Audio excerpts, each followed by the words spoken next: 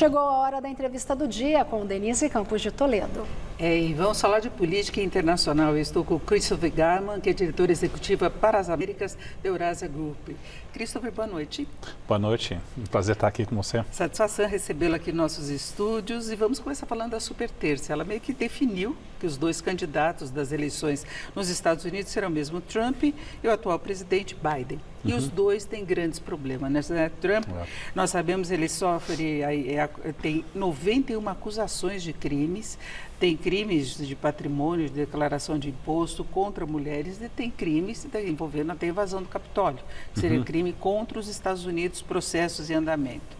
Já Biden, ele tem uma baixa popularidade, ele teve a questão do filho dele em processo também, a política dos imigrantes, a política internacional e tem a questão da idade, que tem pesado muito. A gente vê as avaliações, mas Biden tem idade demais. Ele é o presidente mais velho que os Estados Unidos já tiveram. Como é que você vê a situação hoje? As pesquisas se tratam o que pode acontecer de verdade mesmo? Trump seria o favorito? Olha, eu acho que o Trump tem um ligeiro favoritismo, mas ao mesmo tempo eu acredito que analistas e a maneira com que a mídia tem coberto essa eleição estão dando quase como um dado do franco favoritismo do Trump. Eu acho que está tendo um exagero nesse diagnóstico, tá? O fato é que nós temos dois candidatos com fragilidades importantes. No campo do Biden, no tudo que você acabou listando, eu diria, número um, é uma economia que está indo bem, mas carrega o custo do surto inflacionário nos anos anteriores. Então, mesmo que a renda real está se recuperando, o eleitor americano ainda está associando ao fato que os preços estão elevados nos restaurantes, no supermercado. Então, geralmente o que acontece com o surto inflacionário é um governante paga um preço e lentamente recupera. Então, esse é o passivo número um. Número dois é a idade.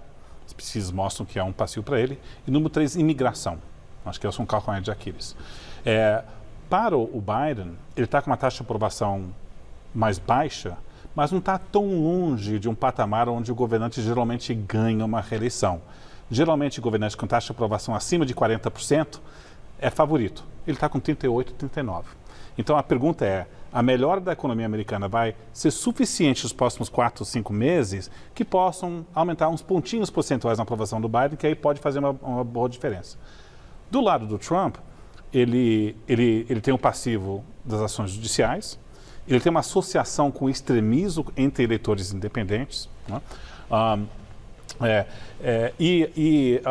Então, é um candidato que tem essa facilidade, mas no tema da economia, hoje ele é mais forte do que o Biden, se você faz uma pesquisa do lado da economia.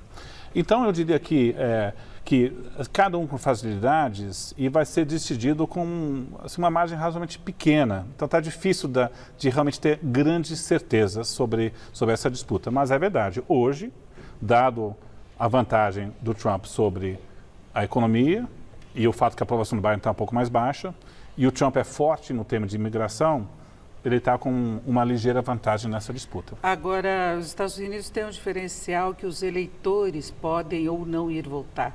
E se houver uma mobilização contrária a Trump, como aconteceu nas últimas eleições, as pessoas vão votar contra ele e vão votar a favor de Biden. Então, é uma coisa que pode acontecer também e pode acontecer o inverso. Depende da capacidade de atração deles. Sim, os institutos de pesquisa estão tendo dificuldades de poder mensurar, né, o real apoio, não só porque os institutos estão em dificuldade quando eles fazem as entrevistas, né, a porcentagem de quem não responde às entrevistas mudou nos últimos anos. Então isso é um desafio. Outro é você calibrar, antecipar quem é que vai votar. Então, o que geralmente ocorre quando a economia está melhorando é que o eleitor foca mais nas suas insatisfações. Então, estou insatisfeito com o governo por essa razão, inflação, mas geralmente não está socializado os passivos do concorrente. Então, durante uma campanha, não só a campanha do Biden vai dizer, entregamos coisas na economia, mas olha, se for com ele, pode ter instabilidade, pode ser uma ameaça à democracia, pode ser... Então, esse tipo de passivo que vai ser jogado pode levar as pessoas a ir votar, né, e fazer uma diferença. Então, mas você tem toda a razão. Isso faz parte de uma campanha eleitoral onde os passivos do Trump vão estar mais socializados de maneira que não estão agora. Agora, o Brasil já vem tendo problemas com Biden no governo. Em princípio, eles são mais alinhados em várias questões, mas tem o problema de Israel, a posição do Brasil em relação à Ucrânia. Com Trump seria pior, não? dos problemas do Brasil. A sim. relação do Brasil com os Estados Unidos. Com certeza. Não, seria uma relação muito mais tensa.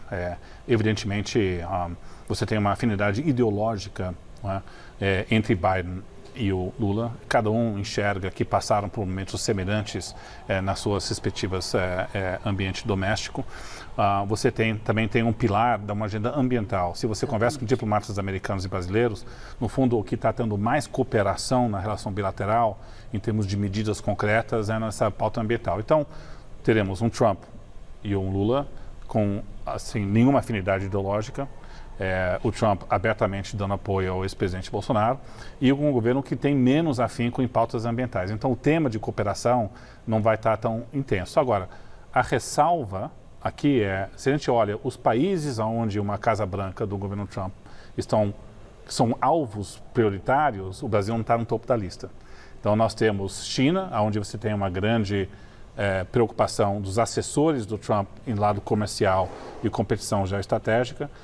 Vai ter uma relação muito tensa com a Europa, porque o governo Trump vai querer diminuir apoio militar para a Ucrânia e reduzir o apoio militar para os países da OTAN como um todo. Também ele já falou. E também temos um problema com o México, que é uma grande fonte de imigração, que vai fazer parte da campanha eleitoral. Então, se a gente olha quais são os principais temas, prioridades de uma Casa Branca Trump, o Brasil não está no topo dos alvos. Então, sofre, porque não tem essa relação chefe de Estado, a relação bilateral mais estressante, mas também não vai ser alvo de grandes medidas com qual o Brasil possa sair tremendamente prejudicado. Acho que o Brasil entra na seara de vários países que sofrem com mais protecionismo.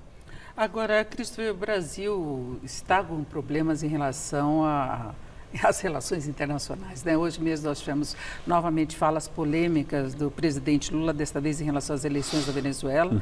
Ele defende muito Maduro, ele achou favorável, positivo o fato dele ter marcado as eleições, não é? Inclusive coincidindo com o aniversário de Chávez, e falou que os opositores podem fazer como ele fez, em vez de chorar, escolher o outro candidato. A gente sabe que não é bem assim, não é? Maduro tem tirado todos os opositores, como aconteceu com Corina, não é? E outros, é uma lista enorme dos que não podem concorrer. Não é? E a gente não sabe em que condições se dará. Agora, Lula nunca questiona. Ele chegou a comparar com o Brasil, com a situação dele preso, que ele acabou escolhendo na época Haddad para ser candidato. Então, é um paralelo, inclusive, perigoso, não é? Que pode levar a outras argumentações. Teve a posição dele em relação à Ucrânia, que vai na contramão da posição da Europa e dos Estados Unidos, e as falas exageradas em relação à situação de Israel no conflito com o Hamas ou com a Palestina, não é? Embora a população brasileira, algumas pesquisas mostrem que Israel está sendo mais criticado, ele teve essa posição.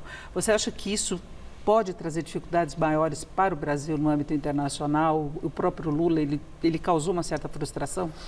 Eu diria que essas declarações controversas minam a credibilidade da política externa brasileira em certos fóruns, sem dúvida nenhuma.